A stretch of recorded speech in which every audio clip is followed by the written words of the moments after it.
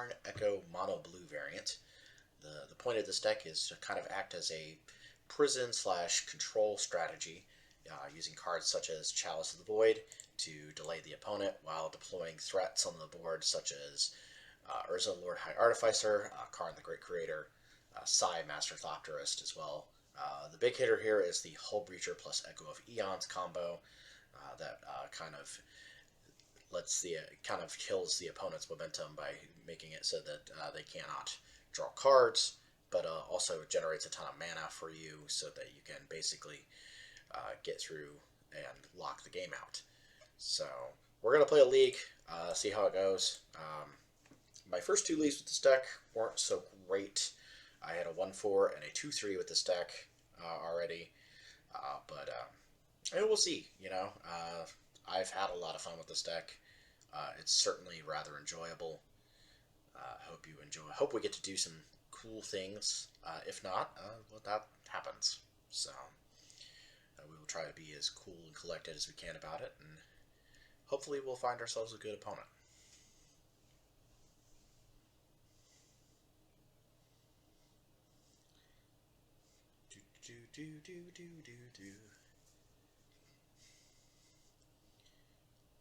This is being recorded during the last day or so of the all-access tokens on Magic Online, so if you got a chance to participate in that and had access to those tokens, that was a pretty good value for $25.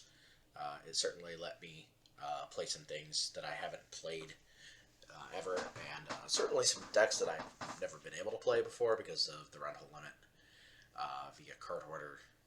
Not being able to play something like Battle of Wits, which was kind of fun. Unfortunately, I didn't get any footage down at Battle of Wits, although I might record some random footage today at the same time I'm doing this with just practice room matches. I don't know if I'll record a league on it, but maybe practice room matches would be pretty good.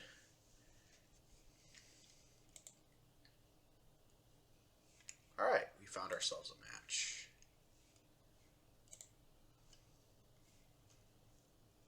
Let's hope our opponent joins the match.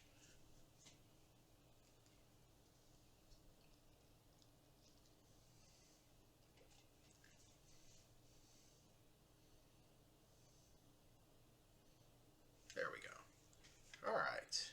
Yes, we won the die roll. We would like to be on the play. So what we're primarily looking for in some of these games is that we want to find hands that actually do something kind of busted right up front. This hand does not do enough. Having two mana sources here, that one of them that doesn't have a third piece to turn it on is kind of awkward. If this was a Seed of the Synod, it might be a little bit better. We could cast Sai turn one. But as it stands, this is a mulligan. Okay, so this is actually not too hateful. Just in case they have Wasteland, we're going to end up deploying the Ancient Tomb on turn 2. We want to cast the Baubles. When they cast the Island, play the Island, cast the Baubles, see what's going on in their deck. The Baubles can just kind of help us kind of push through our deck, but also kind of lets us see what's going on with their deck, what they're playing. Ethereal Forgers. So they're probably on Delver, is my guess. Delver can be a really rough matchup for this deck. You have to really get above them. It was not a pleasant draw at all.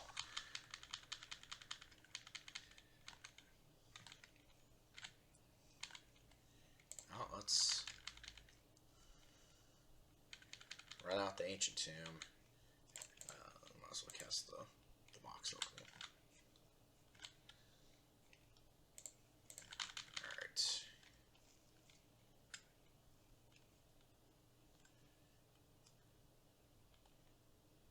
A Sprite Dragon. Yep. Take one from the Sprite Dragon. Let's make them have it. There's really not much else we can do here.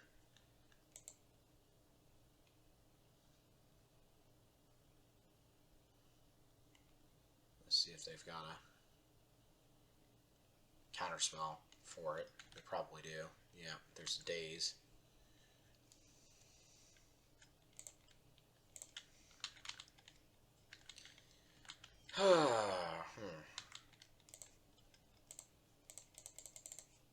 See if we can jam Urza into play if they will counter Urza.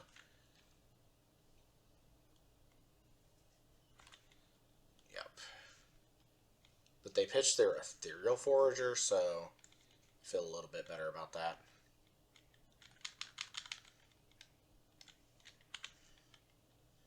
There's the Wasteland.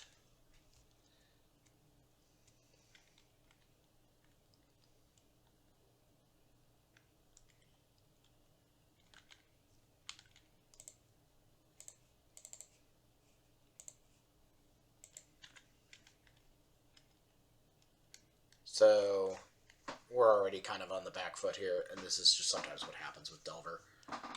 They deploy a threat, they protect that threat. I probably should not have ran into the days. They've had multiple Wastelands.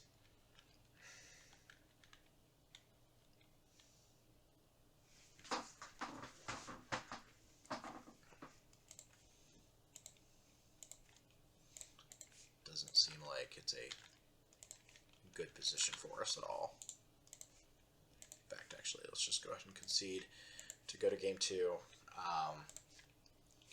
Yeah, that doesn't seem like a great position for us. Sometimes that happens. Granted, like I said, maybe I shouldn't have been so eager with the Hull Breacher, but getting a threat on board and making them answer the threat is sometimes even more important than kind of just running them low on stuff.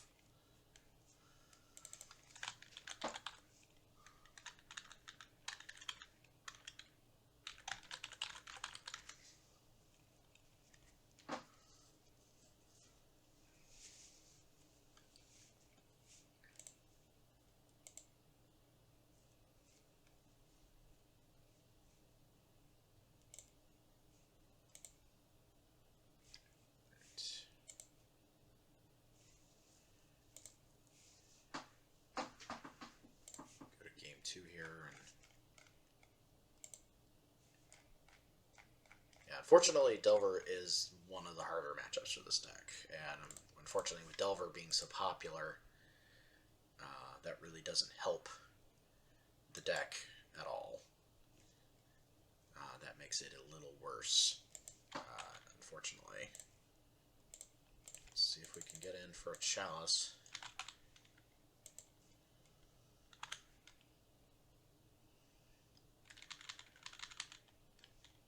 My guess is that they're going to start with a Wasteland. Oh, no. Okay. I guess.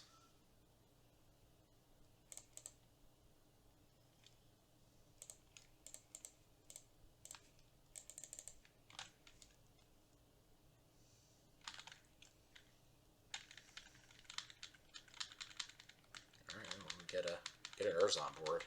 That's not bad.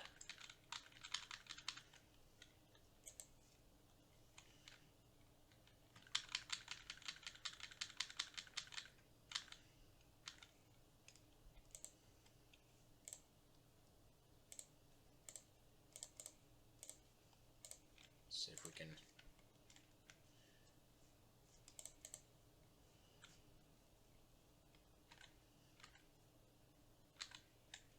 activate Urza and try and get in for some damage.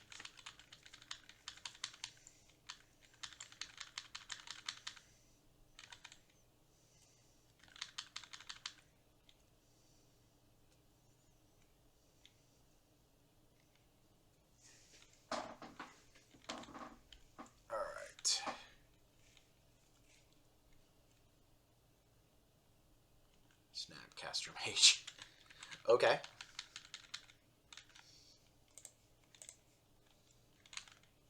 They have a Ponder in hand.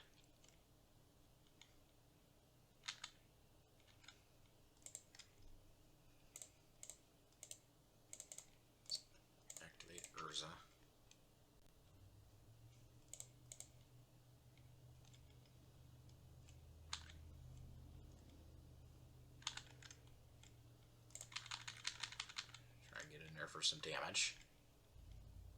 Yeah, they're going to block with the Snapcaster. We're drawing a lot of Ancient Tombs here, though. Unfortunately, that's sort of awkward. Okay, well, they conceded to game 3 then. Sideboarding, typically going to be at the same. I still want the Raven forms. I tend to cut Emery in most post-board matches, simply because the card generally doesn't do enough that you want it to do. So I generally tend to cut that. It's a little awkward in post-board matches. They want to be on the play anyways against this kind of deck. They don't want to have to deal with... they want to be able to daze and have a Delver or something like that. Yeah, see, there's a Delver. So this is not terrible. We're daze proof at this point.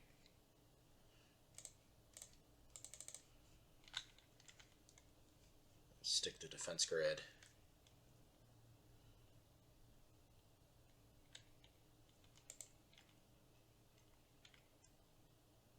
Yeah, they have to counter that. Okay.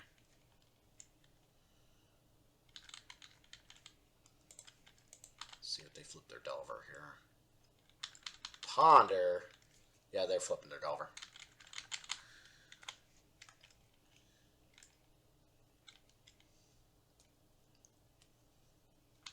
Yeah, they can cast the Ponder. Kind of just have to hope they don't have a Wasteland. Then they have Wasteland. Yep. Okay. But the question is, do they have days? That's the awkward thing. If they have days, then this is for moot. I think we just pass and represent something. They could have another Wasteland, but I'd rather play around days than play around Wasteland. If they have Wasteland, they're just going to do it. Brainstorm. Or they find one off the Brainstorm. No, okay.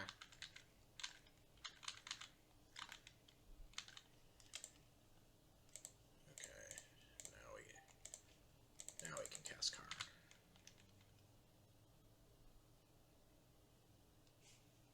Because if they have days, okay, they don't have days. Let's see here. What do they have going on up top? Bolt. Well, okay. So what we could do here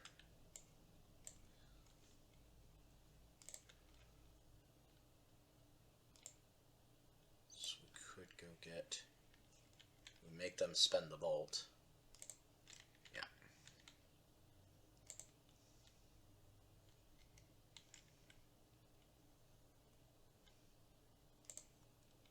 Yes, that is certainly a thing you can do.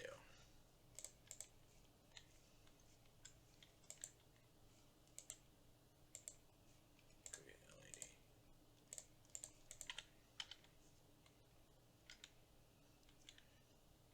So then what we can do here is, with enough mana, we can overpower counter magic with the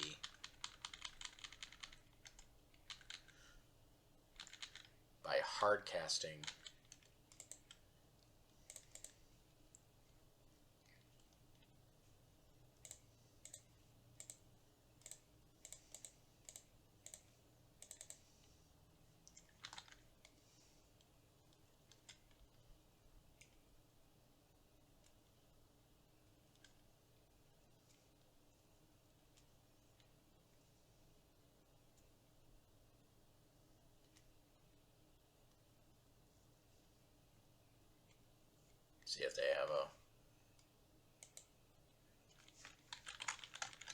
response to that.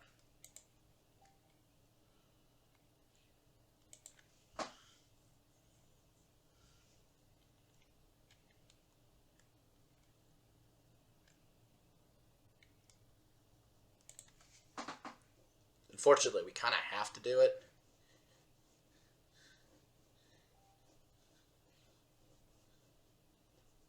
Just simply because, okay, so they're doing something.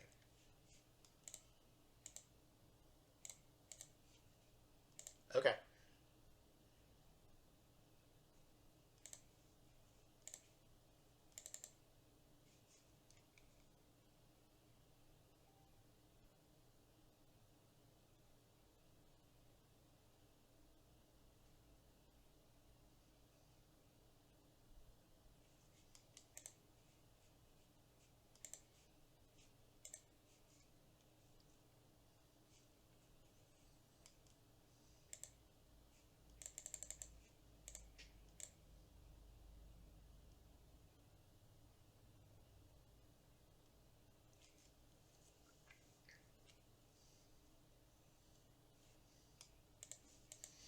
I mean, we're probably not winning here.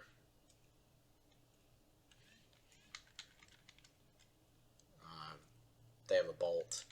Yeah. Okay. Yeah. It may have been a mistake to cast the Echo, but we needed to do something, and needed to figure out something for that. So it happens. Like I said, Delver is a really rough matchup for this deck. And again, that's one of the most important things about this deck is that tweaking the Delver matchup and trying to figure out how to beat it, because it is a popular deck and it is going to be probably just about everywhere, unfortunately.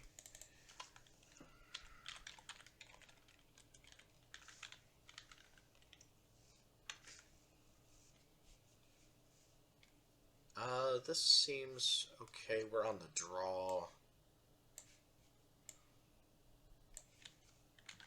Let's see what our opponent has for us. Forest, Mox Diamond. Interesting.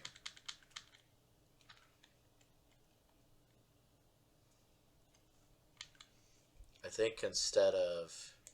I think we cast Psy.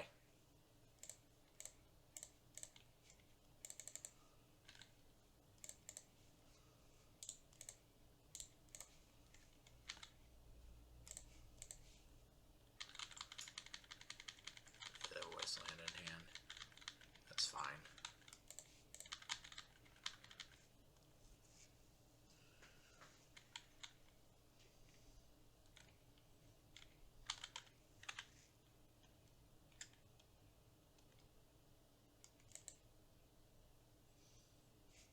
Life from the Loam.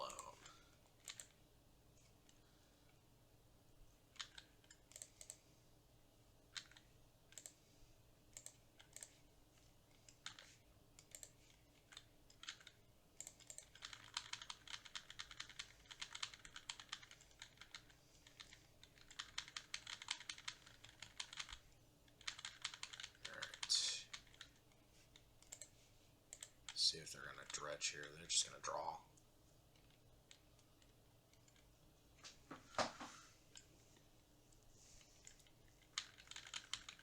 I think they've probably got like crop rotation in hand.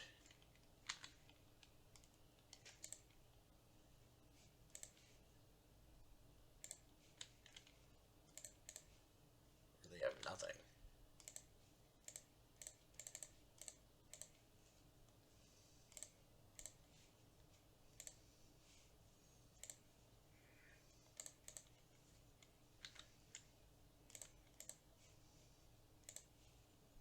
Just echo them.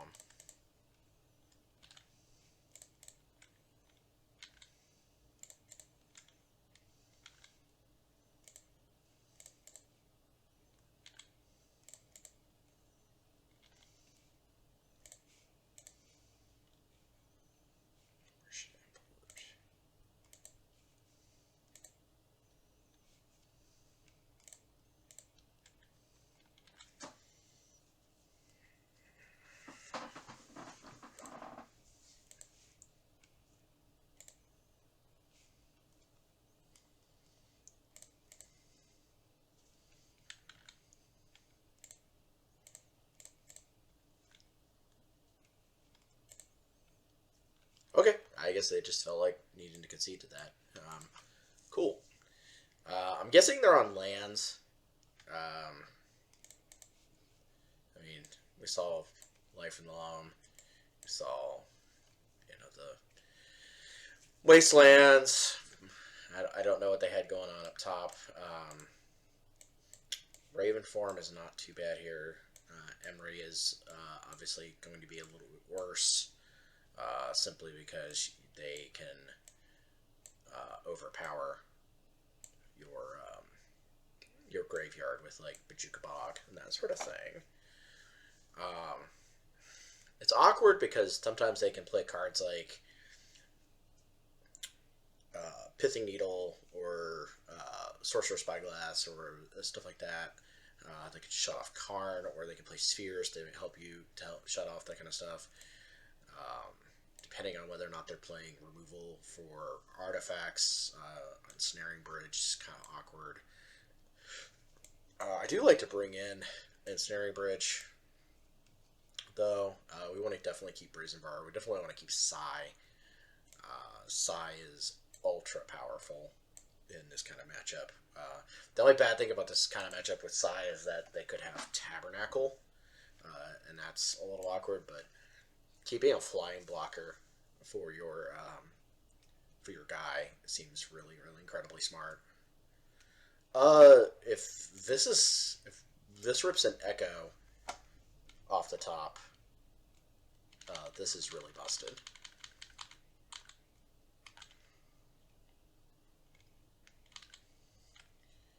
No, but there's a defense grid. I don't think I want to cast the defense grid.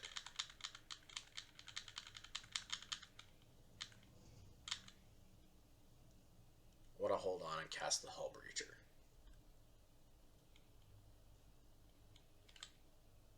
Oh. Cute. Never mind. That's the other thing about this deck is Force of Vigor.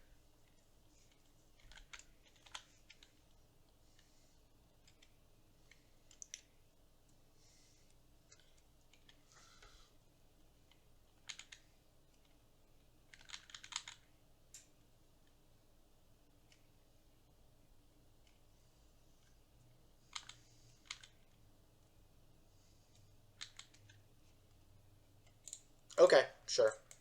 I'm not upset. I bungled into that, actually. That was all me. I forgot about Force of Vigor being a card.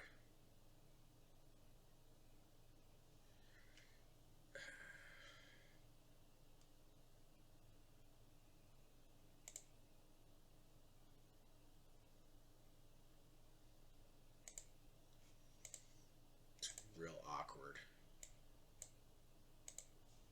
I'm probably going to lose this match, too. We'll see.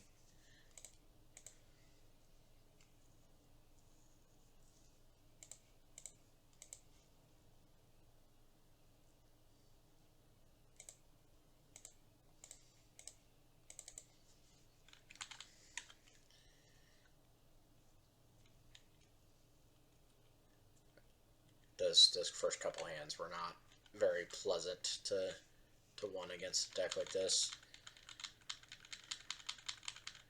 You want to have just an actual start.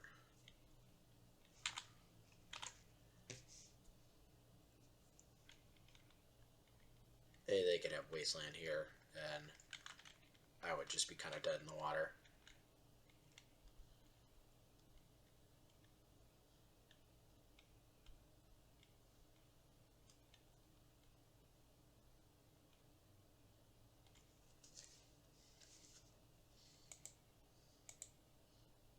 I'm not sure what they're casting on their instant that costs green-white.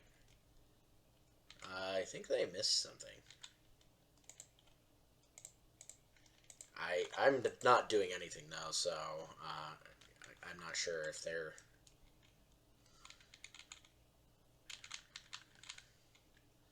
really is an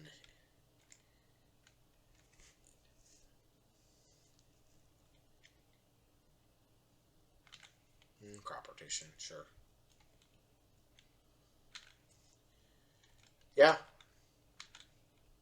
Wasteland is a thing. Okie dokie.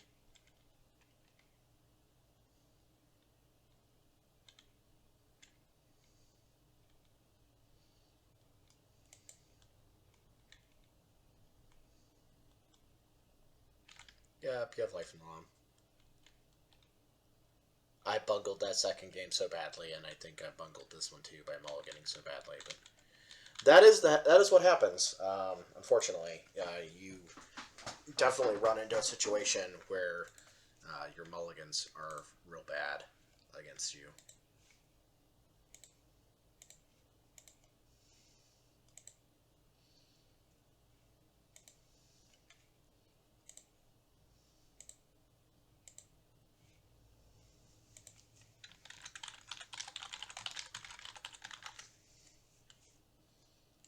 All right, let's find another match here.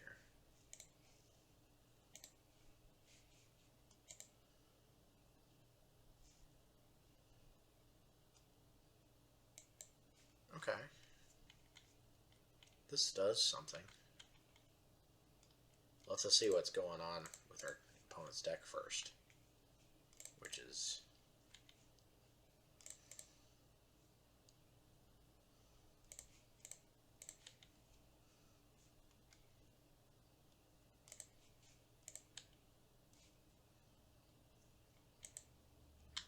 I think we're playing against High Tide. I see a Merchant Scroll.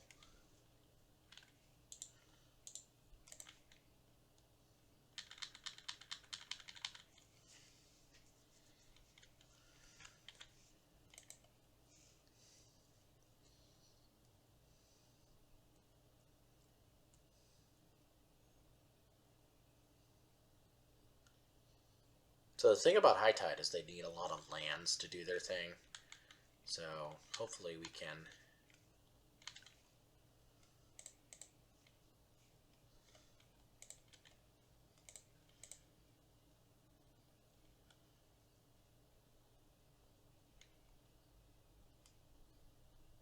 actually okay with them counterspelling that because maybe it means they don't have a counter for the Echo.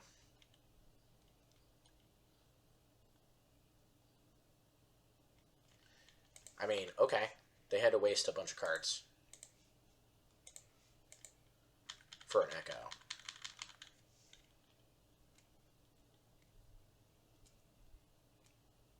When we can just cast another one.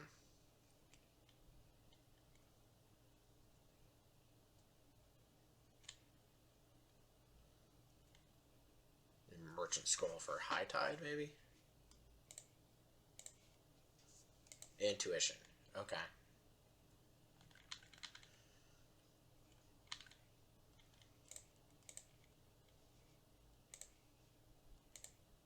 Just cast the Echo.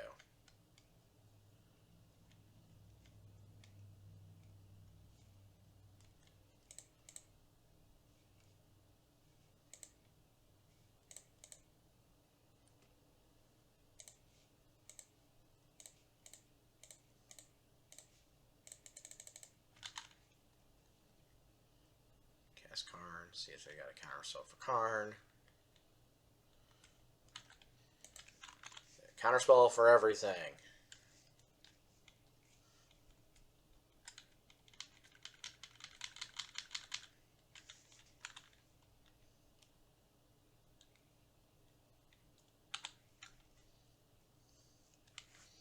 More counterspells.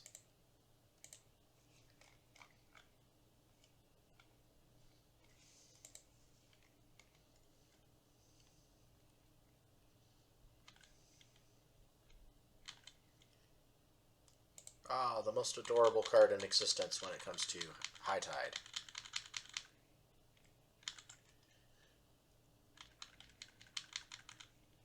Is when they go really deep on Time Spiral. Yeah, okay, so there's a High Tide.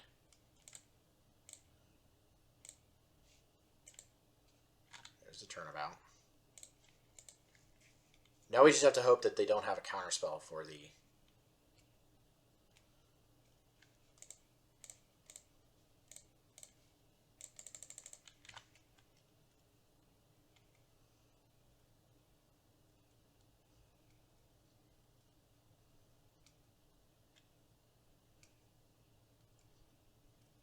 I'm going to keep making them waste those counterspells.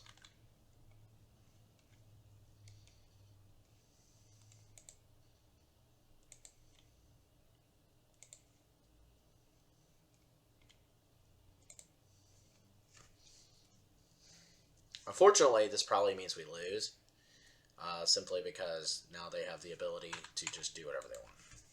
We didn't draw another Hull Breacher in this particular pile of 7.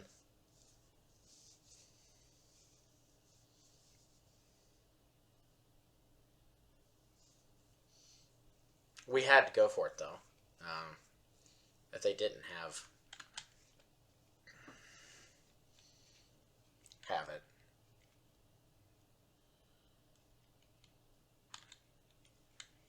Merchant Scroll.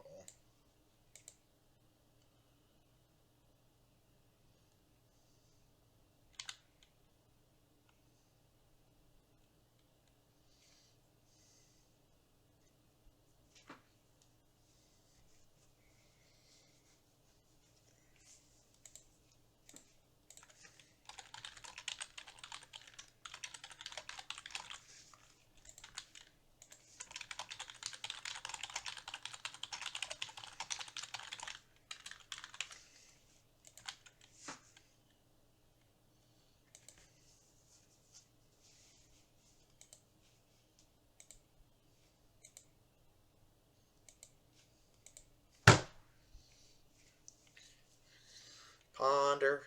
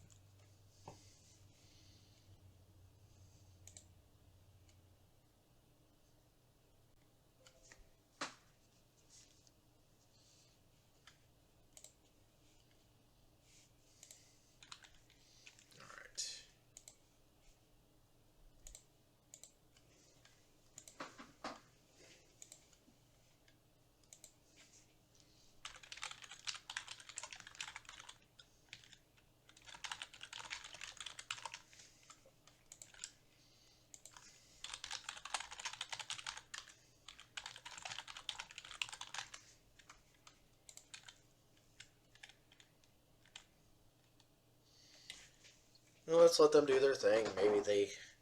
I don't know if... Maybe they stumble. I don't know. They're... High Tide is a deck that has to kind of like go through the motions. And I don't want to concede to that because that would be bad.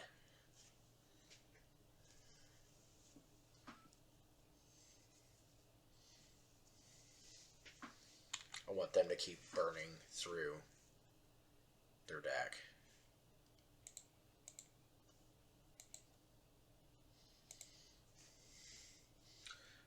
Because they have to fizzle. I mean, they either have to win or they fizzle. Like, and I feel like there's...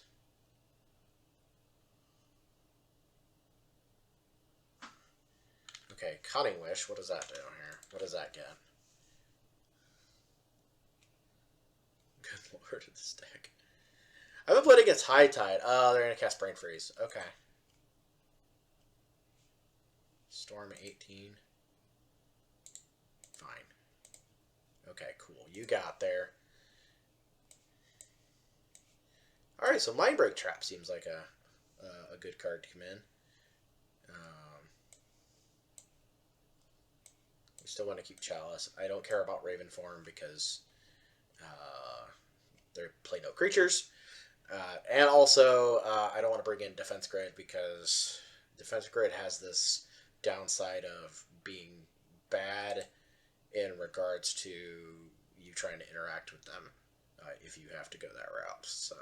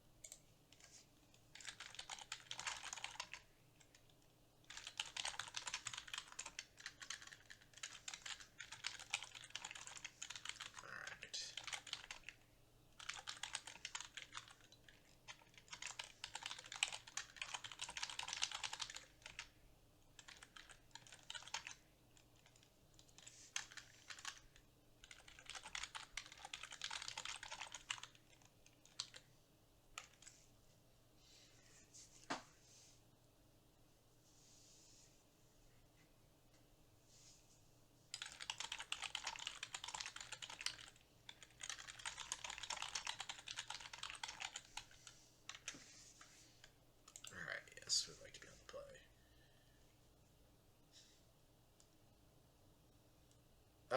This has potential, like Chalice on one is kind of necessary for cutting off a lot of their dumb stuff.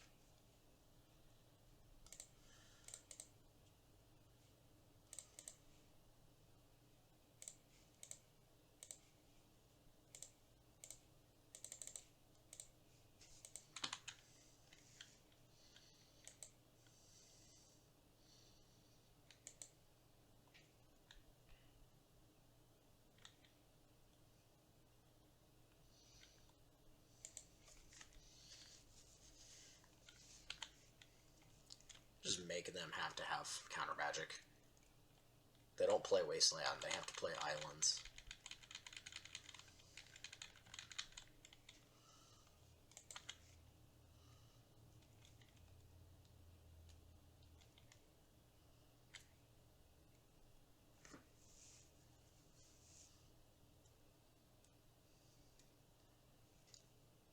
We can interject a Hull Breacher at a crucial moment here before they get like critical mass. That would be good.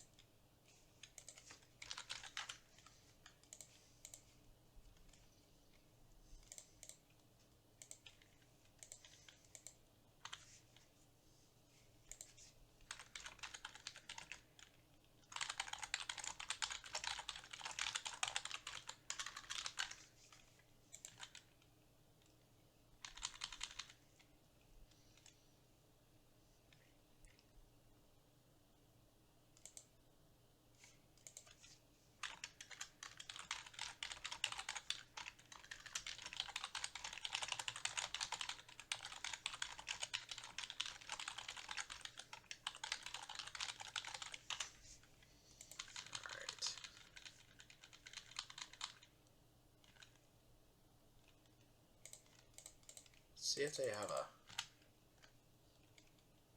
They have to have a counterspell for it. Like...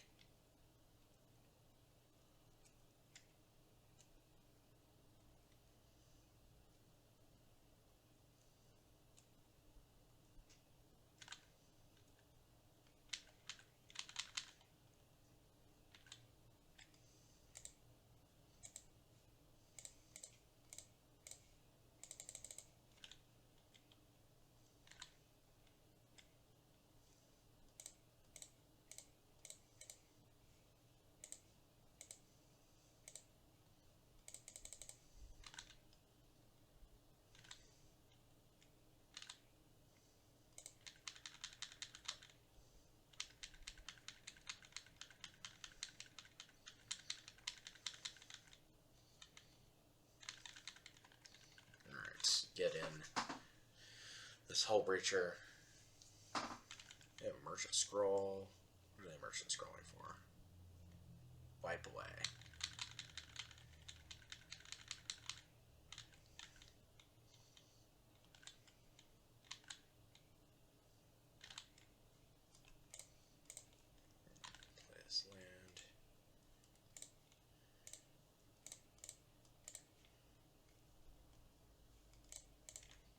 cast this free Echo.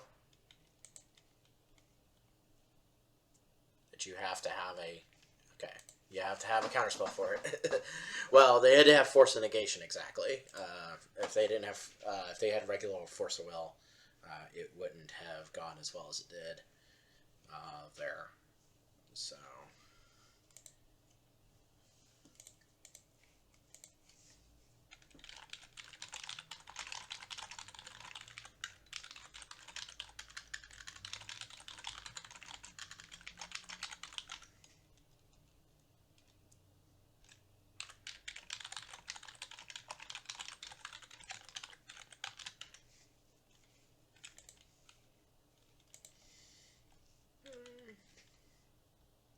This does things. It's mostly like Mindbreak Trap is like the biggest thing here. Or mulliganing. Yeah, we'll keep it. Because I can cast all three cards and then have Bobble up and be able to bobble.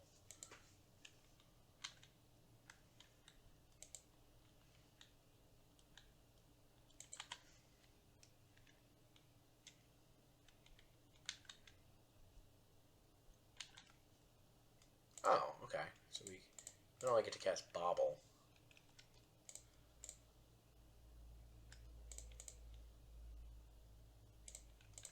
Cast Emery too. Make him force Emery. That's fine, actually. Just okay with them forcing Emery.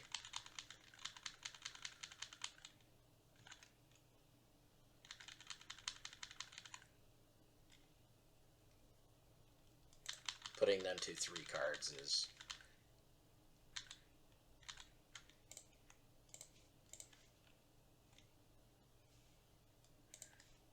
Intuition. Okay.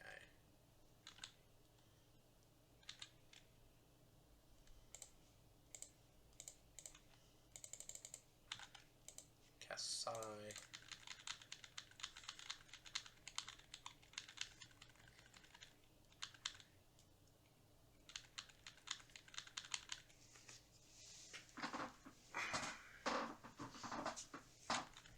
So they're going to cast Intuition here.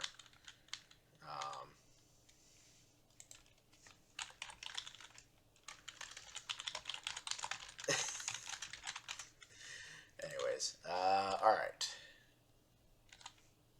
What can we do here?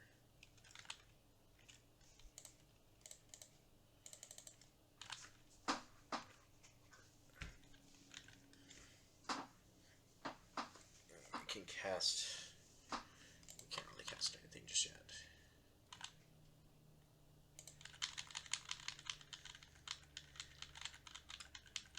Nothing that I want to keep this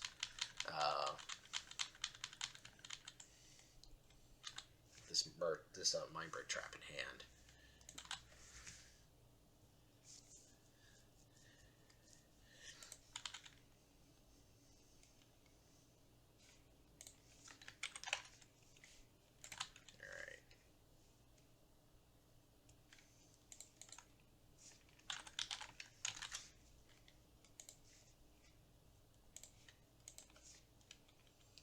Let's see what they get from Intuition here. Time Spiral, that's fine.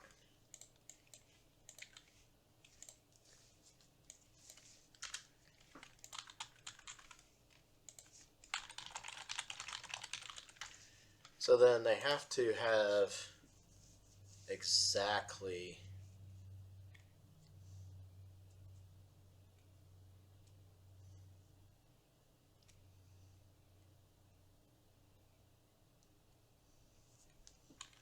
Okay, so they have to Merchant Scroll for High Tide. Which is pretty good here. They're Merchant Scrolling for High Tide. That's actually just okay. Because that means they have to... Oh, Force of Will. Interesting.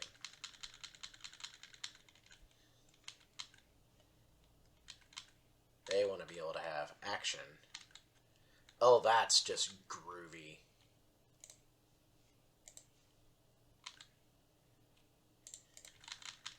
Double trap is certainly something.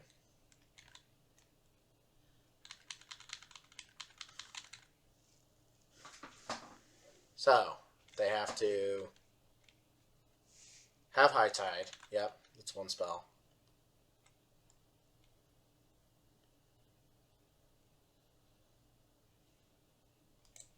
So then we can cast.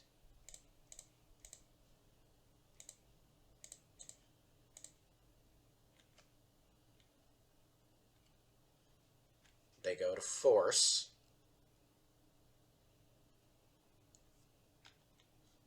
Okay.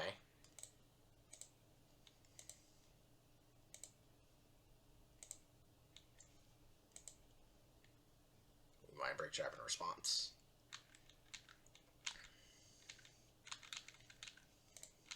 Now we're in a position of we can start activating Urza. Oh, they're just going to concede the match. Okay. Cool.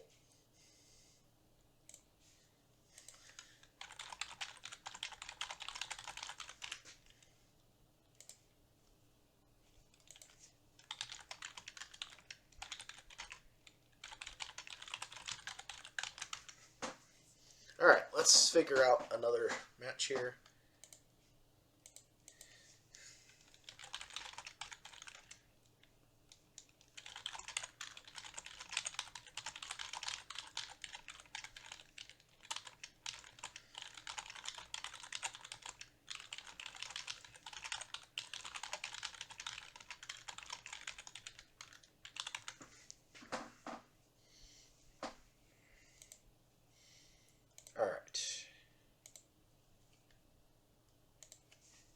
See if we can find ourselves another league opponent here. Get through this, this last two matches of the league.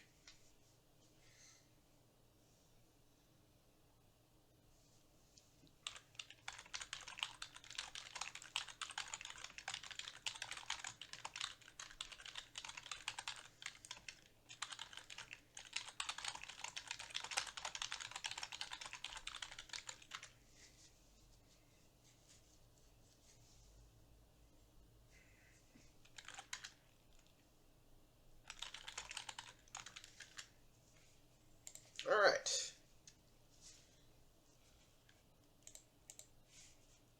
Let's see here.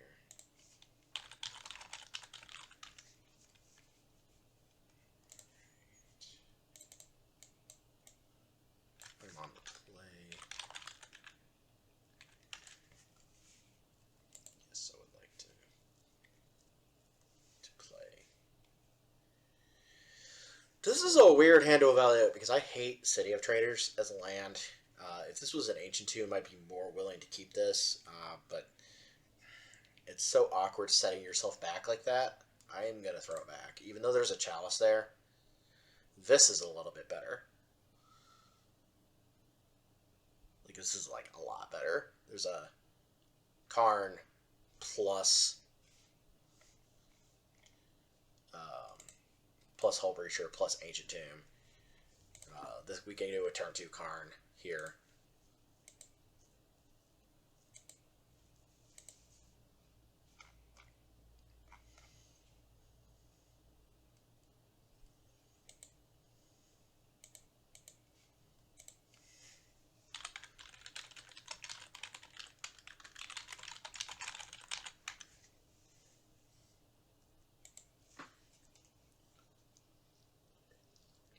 See what my opponent is doing here.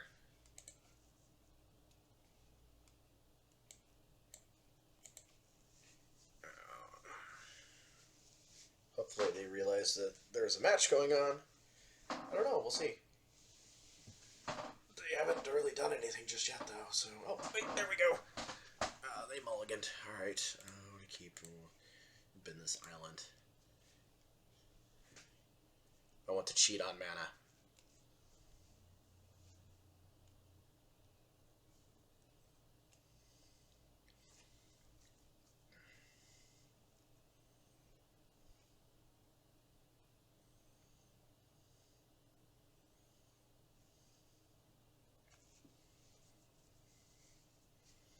Alright, so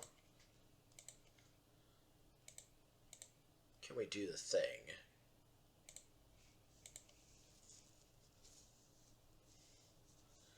I'm not sure what they're doing, if they're mulliganing or what they are doing.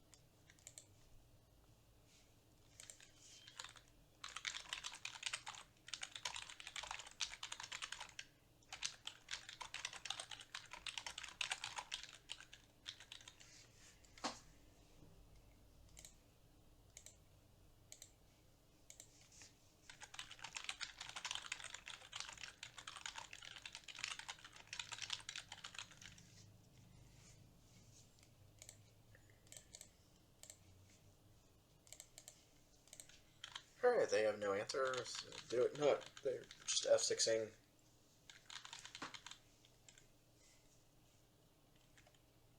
Crystal Vein. Oh, they're on that deck. So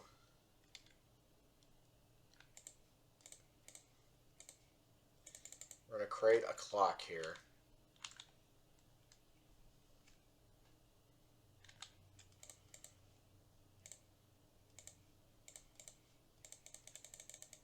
Just cast Karn.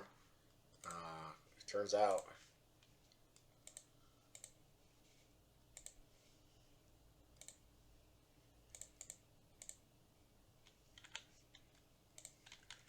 That this is that Mystic Forge combo deck. And that deck does not do well against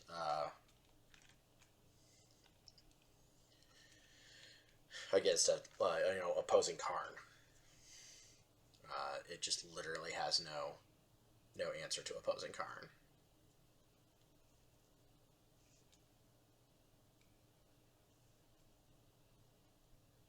And I have a creature, and they will not. Them not being able to now activate their mana sources is very important to this matchup.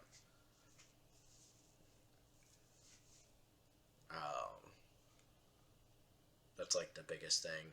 Even if they were to like also cast like a turn 2 Karn, I think I've got the better right of it because I can swing and kill the Karn.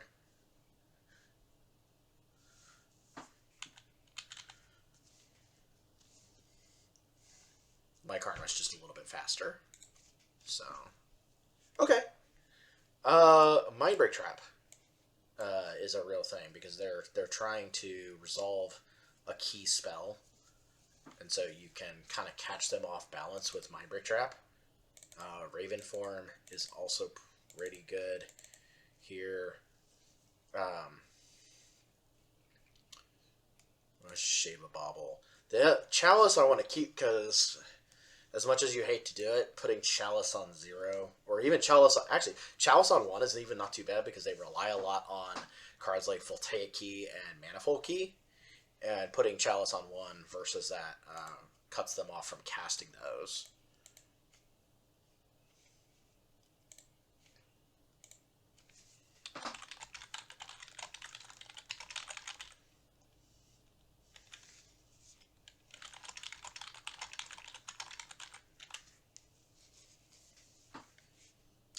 I need a...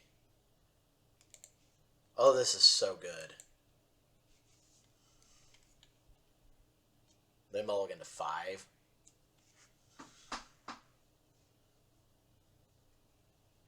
Like, the bad thing about Mindbreak Trap is it doesn't answer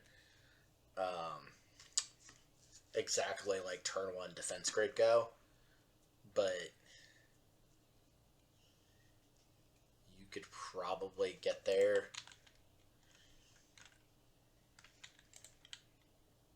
H2, Grid Monolith.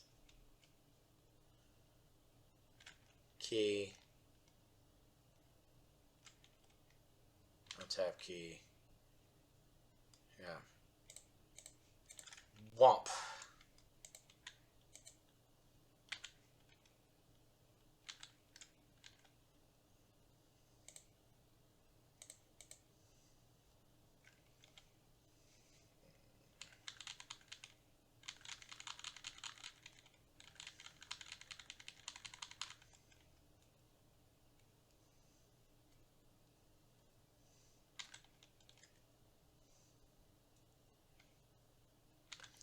Yeah, Mystic Forge is a card.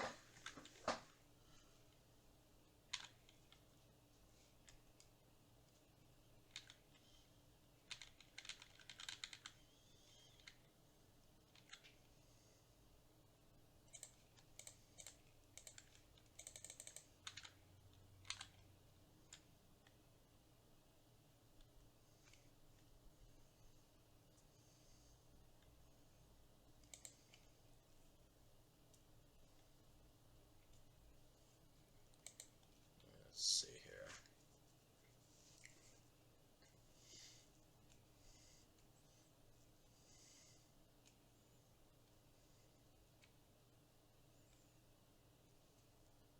I mean, as much as I hate to say that we have to do it, I kind of have to cast the Chalice on 0.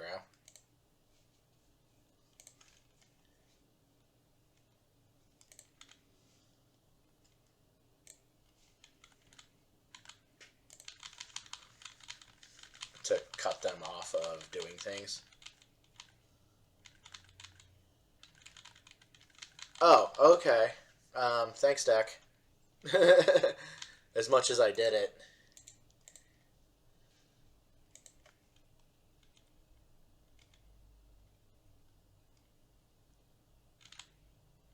And did the thing.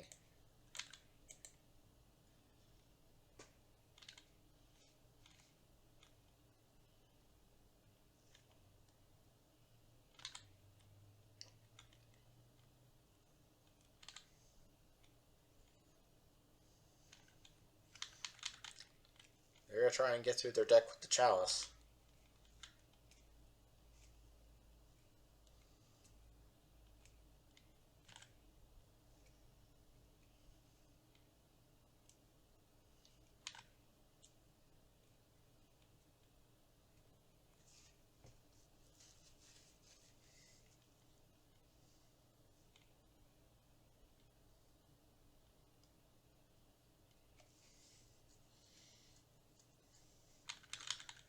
I don't think this is good for them. Like, oh.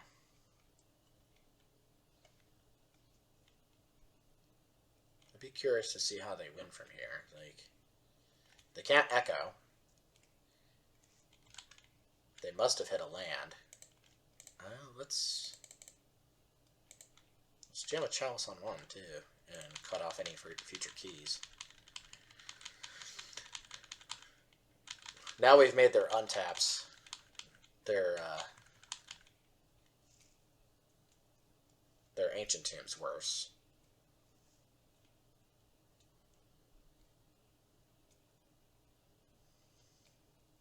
Like, way worse. They can probably not tap Ancient Tomb.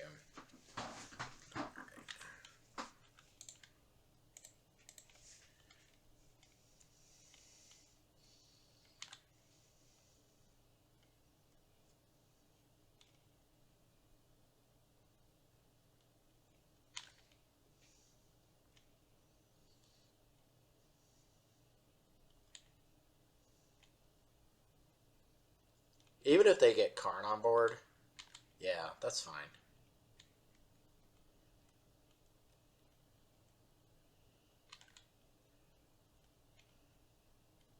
They have to have exactly...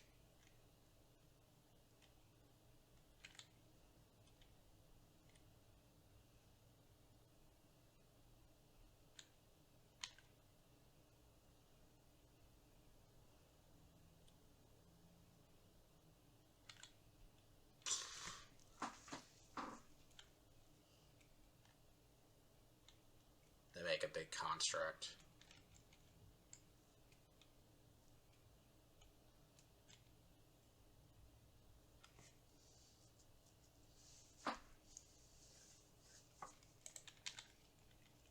uh,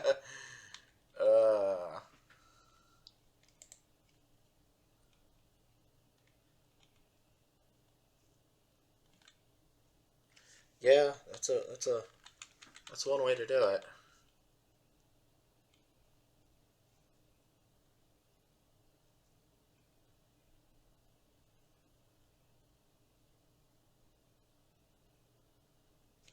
Yeah.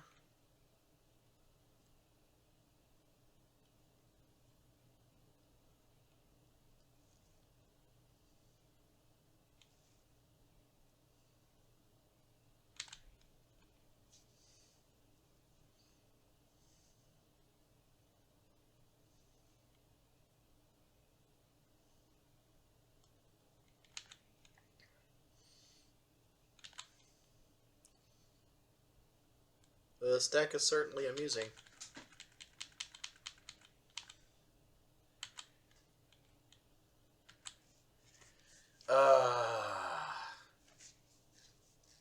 Too close. Close but no cigar. We'll cast that and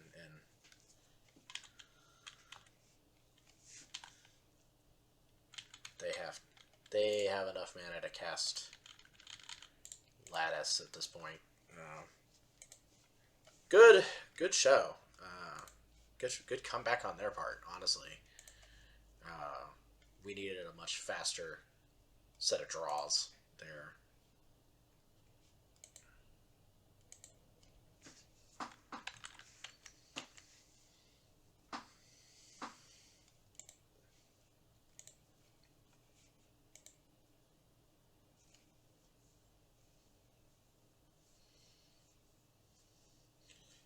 So now we just need to look for a hand that turn one card on the play or something like that, which is doable.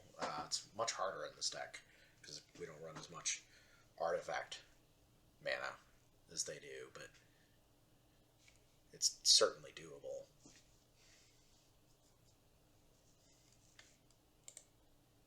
Yes.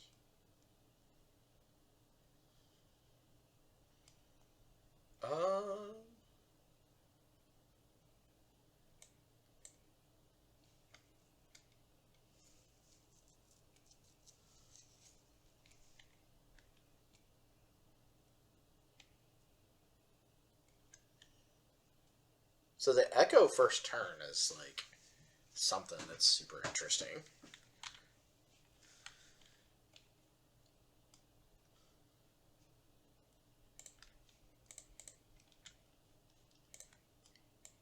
I feel like we do it.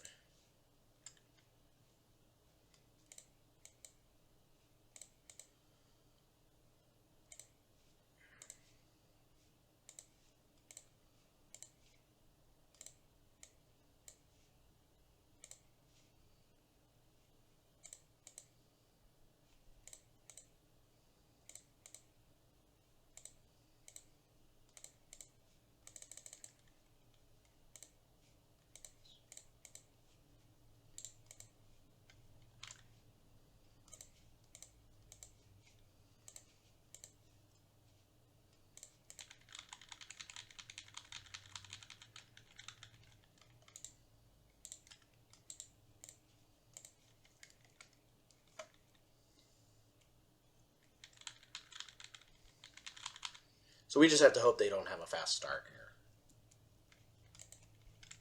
Or we can jam Karn on turn.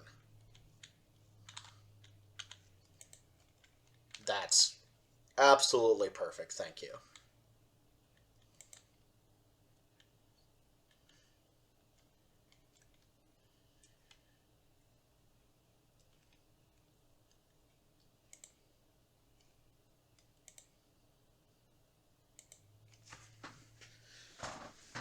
Absolutely the most perfect start you ever could possibly want. The thing about the Mystic Forge deck is that it doesn't play Chalice. And so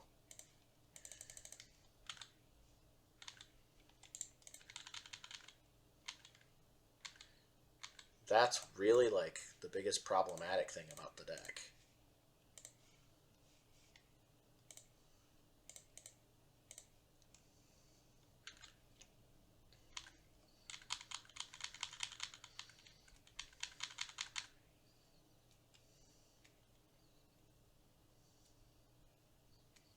Okay.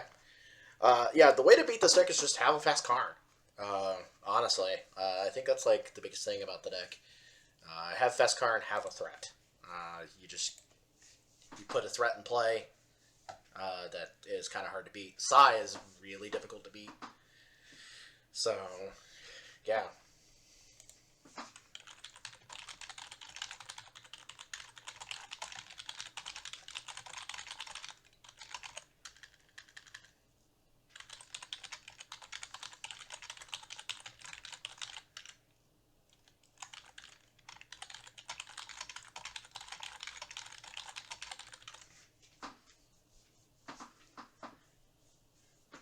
All right, last match.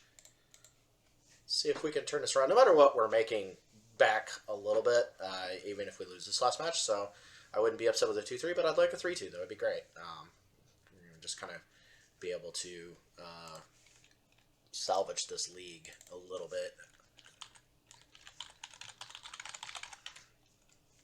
All right. Yes, I would like to play. No, I would not like to keep this hand. This is not a great hand. This is a little bit better.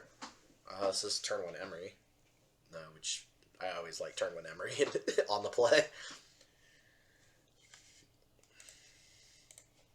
Turn 1 Emery on the play is like one of those like really super fun things because you just get to like do whatever you want.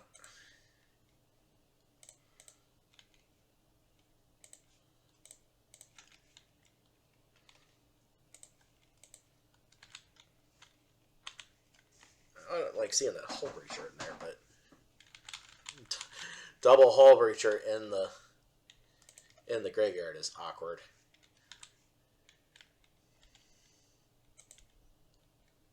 Oh yeah, sure. A Snuff Out. That's funny. Death Shadow. So awkwardly enough, like a variation of Delver. And that's really like the sad, the second thing about it is we're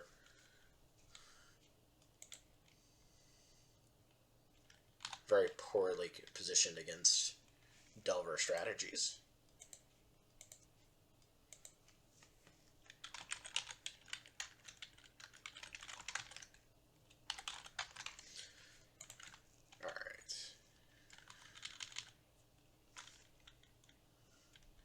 But yes, Death Shadow, because of the Watery Graves. Foily Watery Graves, too. Super adorable. Yeah, there's Thoughtseas. Yep. Yep, you got a Death Shadow. Yeah, it's a 5/5.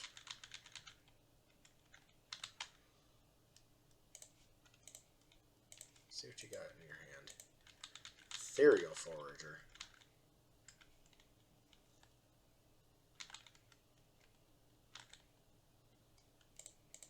Yeah, sure. You caught me. I am not beating this Death Shadow, for sure. Raven Form. Raven Form. Raven Form. Peace in the Raven Forms. Gotta be really good against Death Shadow because you can just kind of deal with their threats. Their best, especially if you can deal with like Ethereal Forager with it. That is kind of the biggest thing.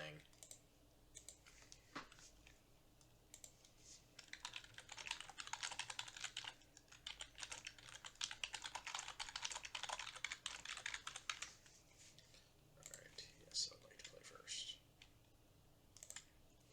Oh yeah, sure, this is halfway decent.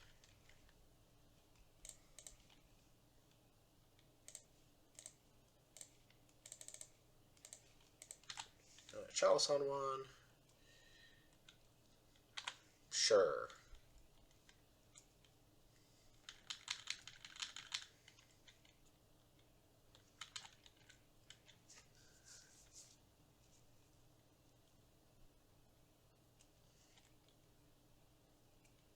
Yep, you can Thoughtseize me.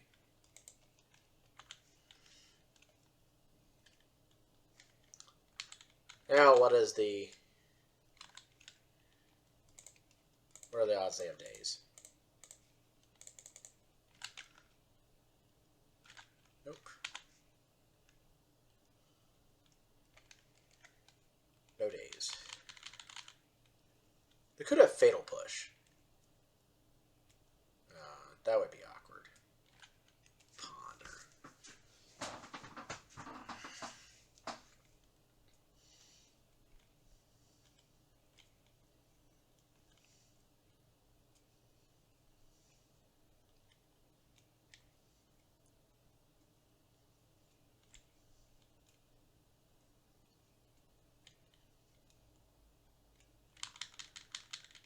Like, they could Fatal Push the token.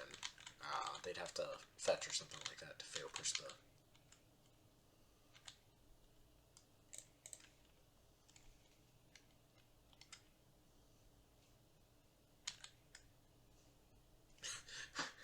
I'm going to brainstorm now.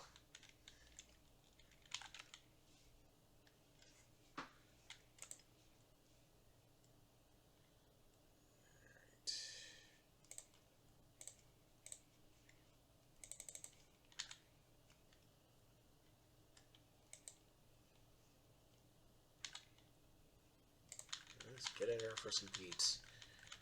Put the heat on.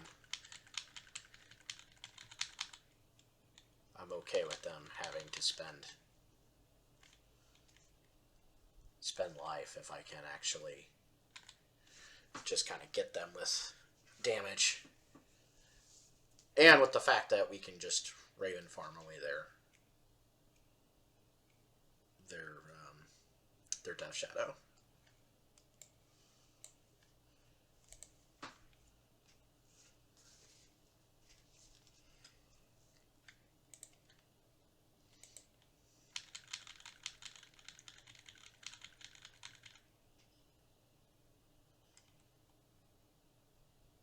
Ratchet Bomb. I mean, sure. That seems unfair.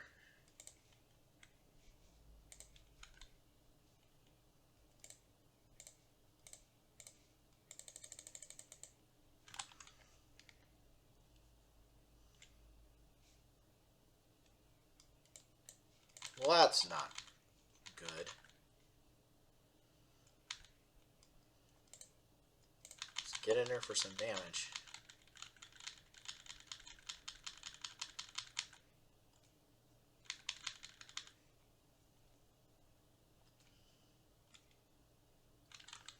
I want them to make this Death Shadow as big as they can make it. Oh, Fatal Push, okay. I'm assuming they have at least one in hand. They've got to.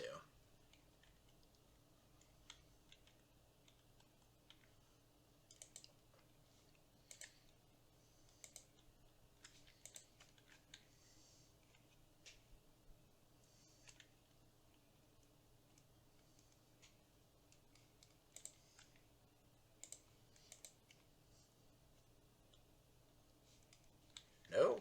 Okay.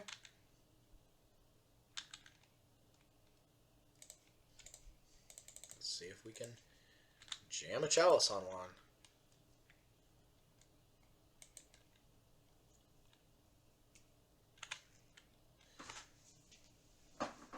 If they have the Whale in hand, like, that's kind of funny, because then we could do something with the Whale.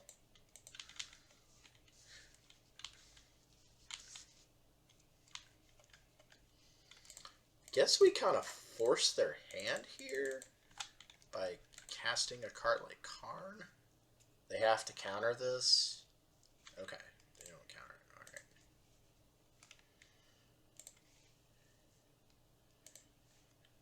Cast the LED.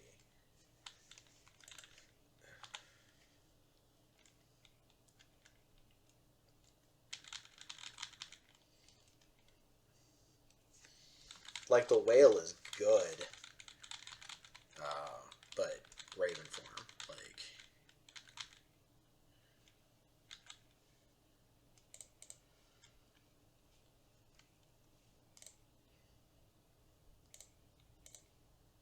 let's see if we get there.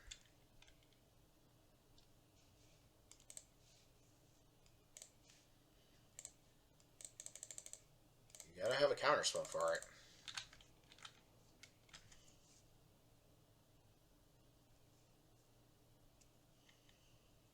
Just hard cast Force of Will. Seems fine.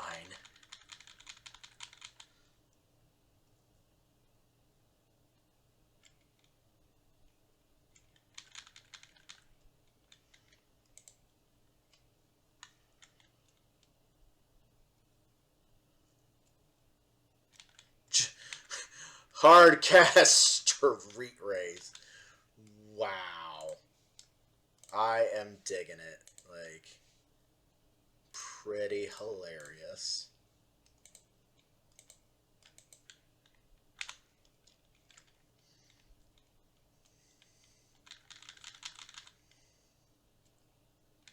Where your game plan is hard cast Street Wraith. That's fun. Karn is kind of a life buffer at this point because he's just making sure that we're not losing life. And apparently just draw out a bunch of mana.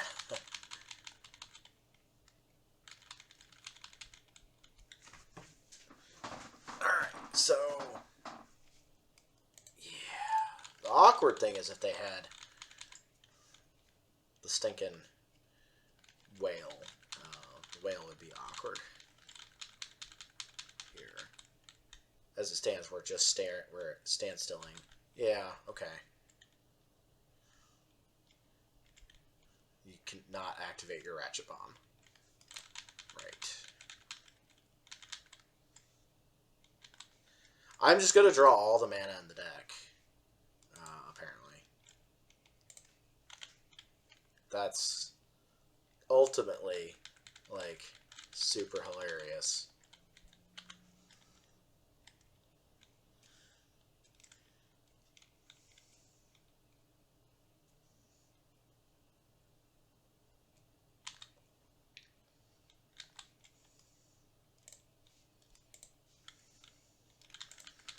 Alright, so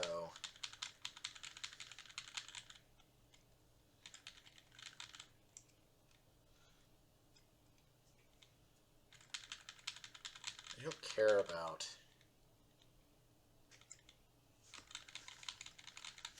we just have to make sure that we can kind of push through some damage.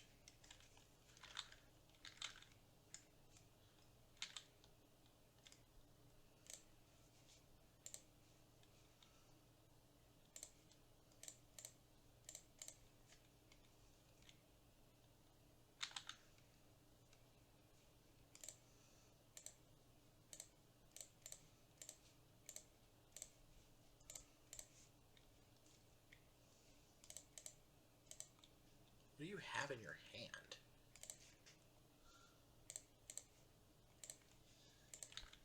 Oh, Stifle. I see a Stifle.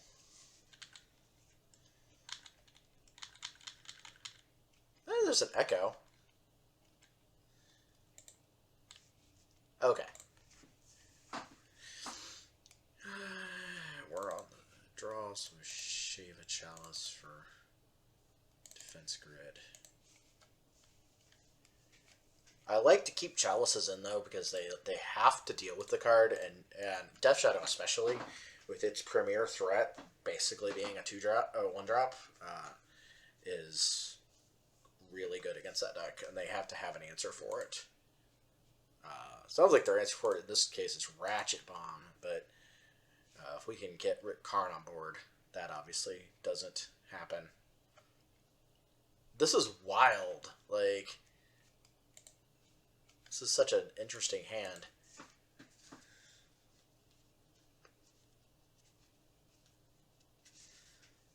I don't know if this is good enough, but it makes me want to see where it goes.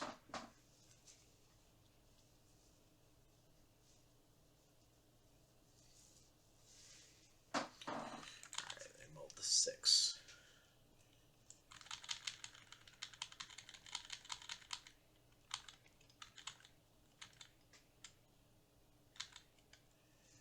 Oh, okay.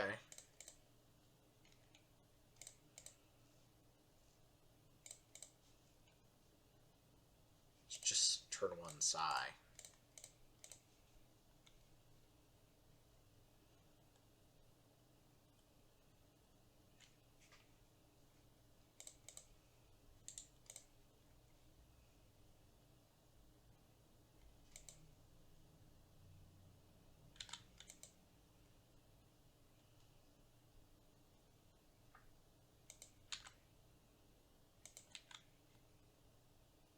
Yeah.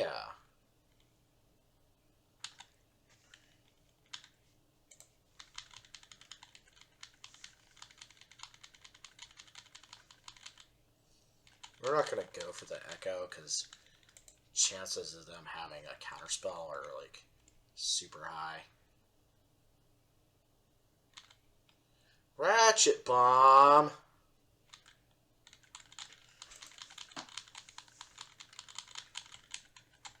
Well, that's unfair.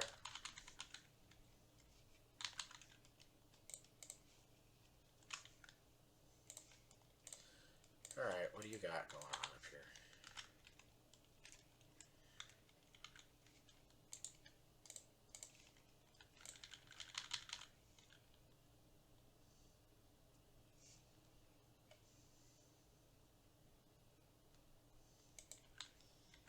Oh, Ethereal Forager.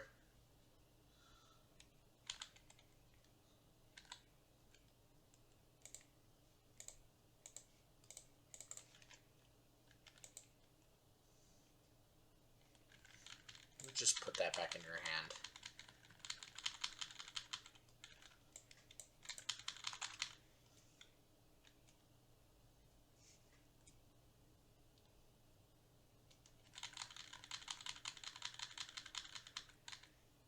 Whoopsie. Just try and jam this Chalice on one.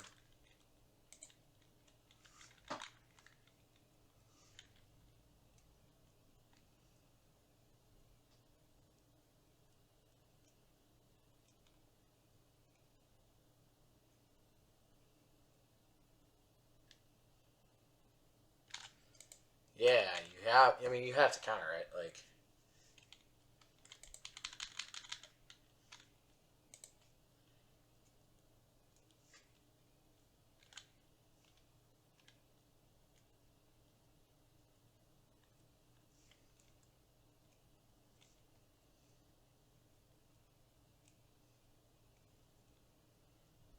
wow, you put that much into the whale.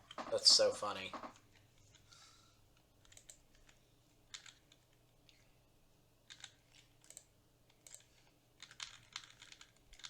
Alright, well.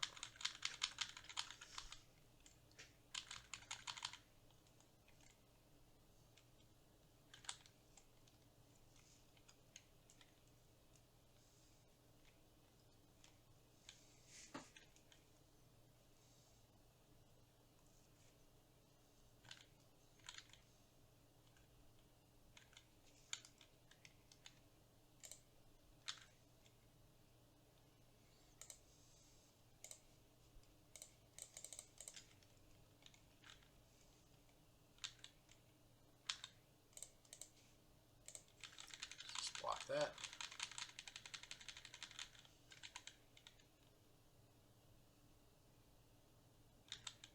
Oh, Liliana is something.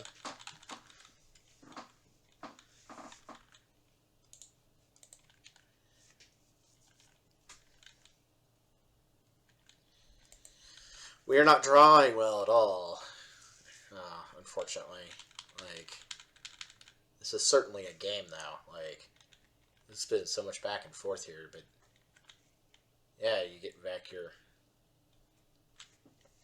You get to get back your whale, which is not bad. The card's pretty good.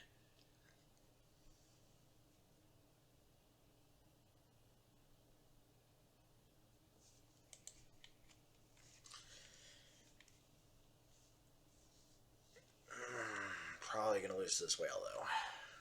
Yeah, because they're gonna get back double brainstorm.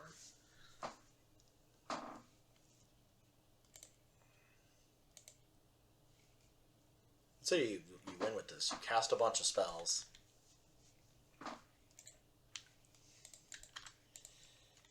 Then you do that. You put most of them.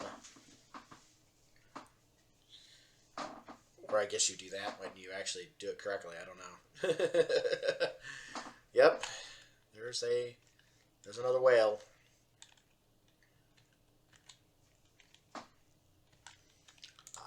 I am not beating this whale. Alright, cool. Alright, well, hey, we went 2-3 again. I'm not thoroughly upset with that. We had 2 traditionally bad matchups and 1 matchup where I had poor mulligans. Yeah, so that's a thing. Anyways, we got to kind of see a little bit of the thing. Some of our opponents conceded to the thing. May at some point we'll get to see the thing happen for the Karn deck, because it's pretty cool when you get to actually see it kind of do its thing with Hull Breacher and Echo and Urza and all that fun stuff. So, but we get to see a little bit and whatnot. So I want to thank you guys for watching. As always, you can find me on Twitter at VorithXP. You can find me on YouTube at VorithXP. Don't forget to click like and subscribe, and I will see you guys next time. Have a great night.